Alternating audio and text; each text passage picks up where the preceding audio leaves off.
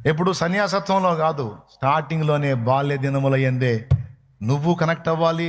యవనస్తురాలుగా ఉంటే నువ్వు కనెక్ట్ అవ్వాలి. ఒకవేళ పిల్లల తల్లిగా నువ్వు ఉంటే కనెక్ట్ అవ్వాలి. నీ బిడ్డల్ని కూడా దేవునికి కనెక్ట్ చేయాలి. మొక్కై వంగనిది మానై వంగునా అని రైట్ టైంలో పిల్లల్ని దేవునికి కనెక్ట్ చేయకపోతే అక్కాయ్, పెద్ద అయిన తర్వాత వాళ్ళు తొక్క కూడా వినరక్కాయ్.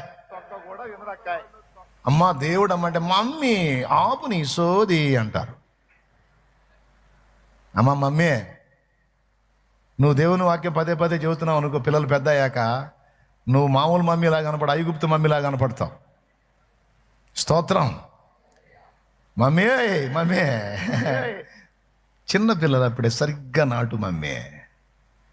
వాళ్ళు లోకాశల్లో లోకపోకళ్ళలో విర్రబీగుతుంటే దాన్ని సపోర్ట్ చేయవాక మమ్మీ, నేను ఈజిప్ట్ మమ్మీని చేస్తారు